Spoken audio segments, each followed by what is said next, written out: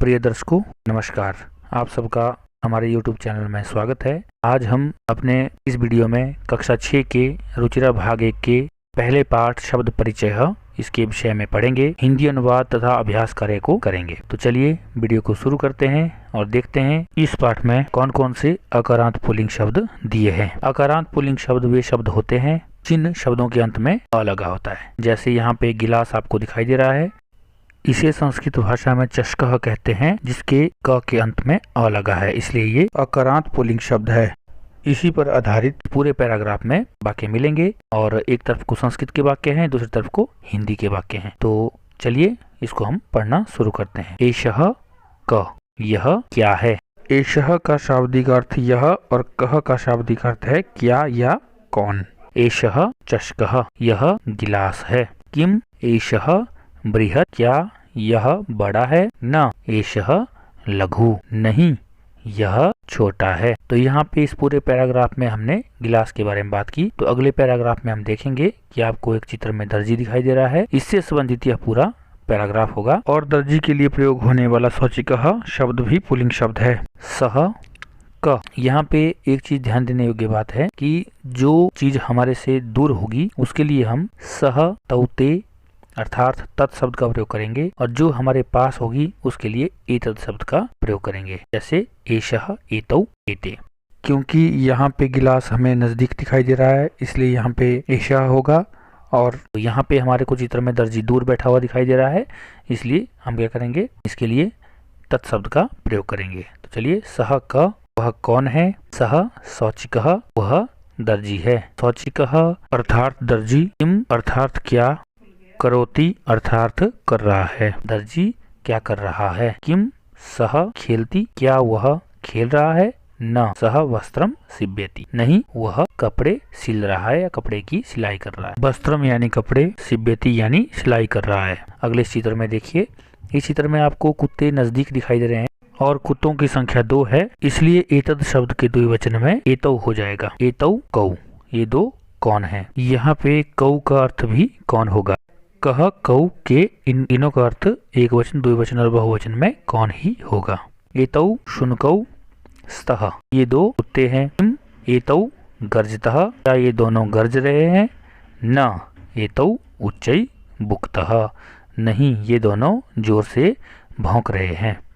तो इस प्रकार से आप इस संस्कृत के इन वाक्यों का हिंदी में अनुवाद कर पाएंगे। तो इस बात का विशेष ध्यान रखें कि जो वस्तु नजदीक की है उसके लिए एतत् शब्द का प्रयोग, और जो वस्तु दूर की है उसके लिए तत् शब्द का प्रयोग। यहाँ पे आप इस चित्र में देख पा रहे होंगे कि बैल जो है हमारे दूर है, इसलिए यहाँ पे तत् शब्द का प्रयोग कर रहे हैं हम। स तौ ते, तौ द्विवचन का है तो 2 बैल है यहाँ पे, इसलिए इसका तौ का प्रयोग यहाँ पे किया गया है। तौ कौ, कौ भी यहाँ पर द्विवचन का है, कह कौ के, ठीक है ना।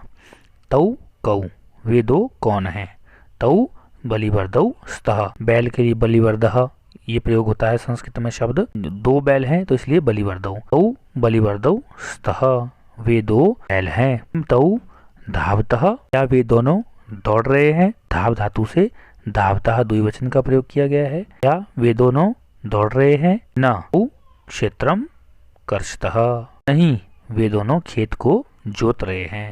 इस प्रकार से इसका सरलार्थ हो जाएगा।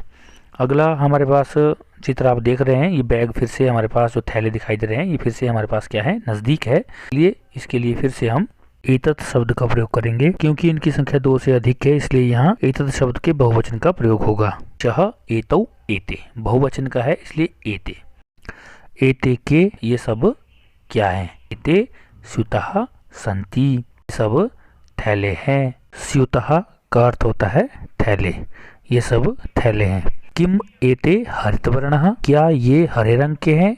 नहीं एते नीलवर्णः सन्ति, नहीं ये नीले रंग के हैं। इस चित्र में आप देखेंगे कि यहाँ पे कुछ वृद्ध लोग दूर दिखाई दे रहे हैं, इसलिए यहाँ पे तत् शब्द का प्रयोग होगा। और ये 2 से अधिक है, इसलिए बहुवचन का प्रयोग करेंगे हम तत् शब्द के। स तौ ते का प्रयोग होगा। ते के, वे सब कौन है। ते वृद्धा सन्ति, वे सब बूढ़े हैं। किम ते गायन्ति, क्या वे गा रहे हैं। नहीं ते हसन्ति, नहीं वे सब हंस रहे हैं। ध्यान दें, इस पाठ में जो मुख्य बातें हमने पढ़ी उनमें जो एतत् शब्द का प्रयोग है, जो व्यक्ति पास में है उसके लिए एतत् शब्द का प्रयोग होता है, और जिसके एक वचन, द्विवचन और बहुवचन में पुल्लिंग में एषः, एतौ और एते प्रकार से रूप बनेंगे, जिसका हिंदी अर्थ होगा यह, ये दो, ये सब। और यदि इनका प्रयोग करते हुए हम वाक्य बनाएं तो हमारा वाक्य बनेगा एषः बालकः, एतौ बालकौ, एते बालकः। अर्थात एषः बालकः, यह बालक है, एतौ बालकौ, ये दो बालक, एते बालकः, ये सब बालक। उसी प्रकार तत् शब्द का प्रयोग हम जो व्यक्ति दूर है उसके लिए करेंगे, और एक वचन, द्विवचन और बहुवचन में पुल्लिंग में इसके रूप बनेंगे सह, तौ, ते। हिंदी में अर्थ होगा इनका वह, वे दो, वे सब। और वाक्य बनाएंगे हम तो सह बालकः, वह बालक, तौ बालकौ, वे दो बालक, ते बालकः, वे सब बालक। तो इस बात का आप सभी ध्यान दें। तो चलिए अब आगे हम इस पाठ के अभ्यास कर लेते हैं। अभ्यास में पहला प्रश्न है जिसका क भाग है उच्चारणम कुरुत। हम सब साथ साथ में उच्चारण करेंगे और साथ में इनके अर्थ भी समझेंगे। छात्रः, छात्र, शिक्षकः, अध्यापक, मयूरः, मोर, शुकः, तोता, बालकः, बालक, गजः, हाथी, मकरः, मगरमच्छ, बिड़ालः, बिल्ली, मूषकः, चूहा, चालकः, चालक, घटः, घड़ा, दीपकः, दीपक, अश्वः, घोड़ा, चंद्रः, चंद्रमा, गायकः, गायक। इस प्रकार से हम इसका उच्चारण करेंगे। प्रश्न इसका ख भाग है चित्राणि दृष्ट्वा पदानि उच्चार्यत। हमने चित्रों को देखना है और संस्कृत में इनको क्या कहते हैं इसके बारे में हम समझेंगे। तो आपको चित्र में किसान दिखाई दे रहा है, इसको संस्कृत में क्या कहेंगे हम? कृषकः। बैल है, इसको कहेंगे वृषभः या फिर बलिवर्दः भी कह सकते हैं हम इसको। भालू है, इसको भल्लुकः। मेंढक को मंडूकः। कबूतर को कपूतः। पलंग को पर्यंकः। टेलीफोन को दूरभाषः। कौए को काकः। दर्जी को शौचिकः। इस प्रकार से हमारा यह प्रश्न पूरा जाता है। अगला प्रश्न है हमारे पास दूसरे का क भाग वर्ण संयोजनेन पदम लिखत। यहाँ पे वर्णों का विच्छेद करके लिखा हुआ है, इनको जोड़ करके हमने एक शब्द बनाना है। यथा जैसे च और अ बन गया च, श और अ बन गया श, क और अह बन गया कह। सबको मिला करके हमारे पास बन जाएगा चषकः। वैसे ही स औ सौ च ई ची क अ कह शौचिकः। श उ शु न अ न क औ कौ शुनकौ। ध जमा आ धा, व जमा अ व, त जमा अह तह धावतः। नीचे व जमा री व्री, द जमा ध और आह, इन सबको मिलाकर बन जाएगा वृद्धा। ग जमा आ जमा य जमा अ जमा न जमा त जमा ई, इन सब को मिला करके हमारे पास एक शब्द बन जाएगा गायंती। इस प्रकार से हम वर्ण संयोजन करके पदों का या पदों को लिखेंगे। अगला हमारे पास इसका ख भाग है नाम वर्ण विच्छेदम प्रदर्श्यत यथा लघु। यहाँ पे आपको शब्द दिए हुए, इनको आपने अलग अलग करके वर्णों को अलग अलग करना है और लिखना है। जैसे अ जमा अ बन गया ल, ल का विच्छेद क्या हो गया? ल और अ। घु का घ और ओ। वैसे ही सिव्यति का स ई व य जमा अ जमा त जमा ई सिव्यति। वर्णा व अ र ण जमा आ बन गया वर्णा। कु क कु रौ, इन सबको अलग अलग किया तो कुकुरौ। मयूरा, इन सबको इस तरह से अलग अलग किया तो मयूरहा। और बालक को अलग अलग किया तो बालका। अगला तीसरा प्रश्न है हमारे पास उदाहरणम दृष्ट्वा रिक्त स्थानानि पूर्यत। उदाहरण को देखना है आपने और रिक्त स्थानों को भरना है। इसमें एक वचन, द्विवचन और बहुवचन में आपने लिख करके भरना है। जैसे चषकः चषकौ चषकः। अब इसका नीचे बलिवर्दौ दिया है तो यहाँ पे आपने लाल अक्षर आपको दिखाई दे रहे हैं, ये हमने खाली स्थान भरे हुए हैं। तो क्या हो जाएगा? बलिवर्दः बलिवर्दौ बलिवर्दः। शुनकः शुनकौ शुनकः। फिर मृगः दिया हुआ है तो क्या हो जाएगा? मृगः मृगौ मृगः, ये आपको पहले से दिया है। फिर शौचिकौ दिया है तो शौचिकः शौचिकौ शौचिकः। फिर आपको मयूरः दिया हुआ है, मयूरः मयूरौ मयूरः। इस प्रकार से आप इनको खाली स्थान को भरेंगे।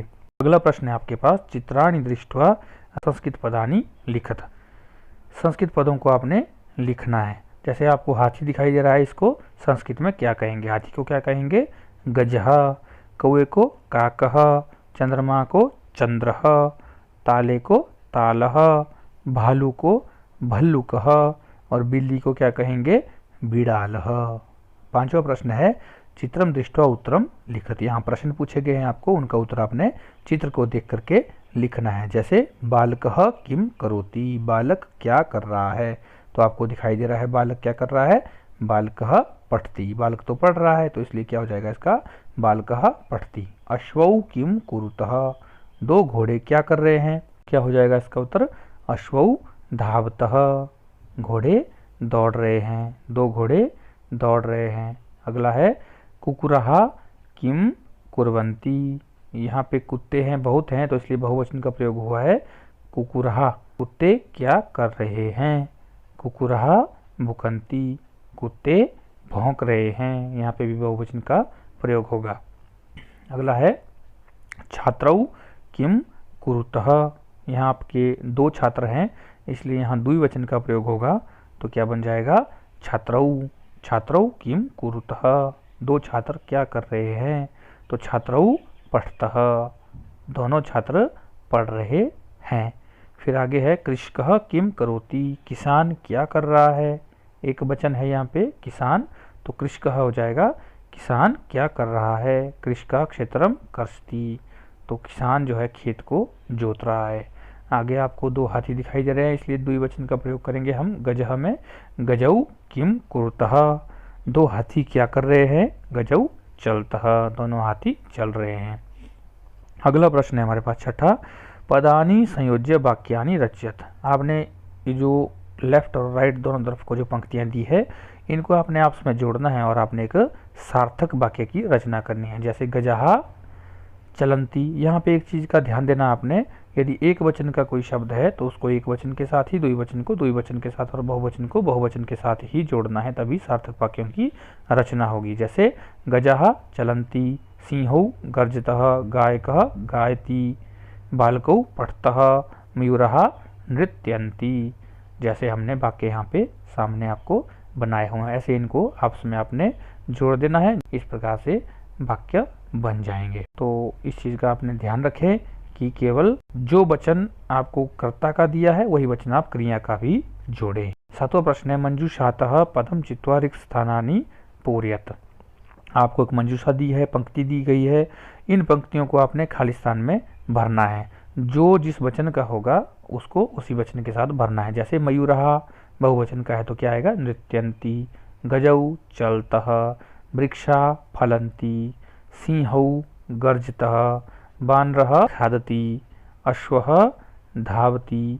इस प्रकार से आपने इनको वचनों के अनुसार आपस में भर देना है, खाली स्थान को पूरा कर देना है। फिर आगे आपको आठवां प्रश्न है, सह तौ ते, जो तत्शब्द है इनको आपने उचित सर्वनाम पदम चित्वा रिक्त स्थानानि पूरयत, भाई इन रिक्त स्थानों को आपने पूरा करना है। जैसे हमने ये लाल शब्द जो है आपके खाली स्थान में भर दिए हैं पहले से ही, वैसे ही आपने उदाहरण को देख करके इनको पूरा करना है। जैसे अश्वः धावति, घोड़ा दौड़ रहा है, तो अश्वः क्या है? एक वचन का है, तो क्या हो जाएगा? सह, एक वचन के लिए सह, द्विवचन के लिए तौ और बहुवचन के लिए ते।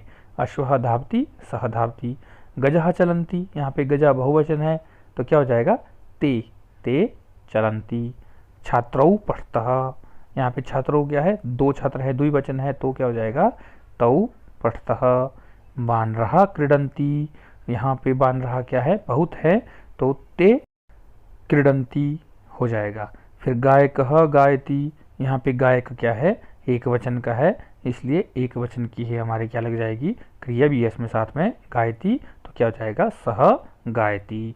मयूरः ये बहुवचन का है, नृत्यन्ति, तो क्या हो जाएगा? मयूरः की जगह पर ते नृत्यन्ति। तो ये थे हमारे पहले पाठ के अभ्यास के प्रश्न उत्तर।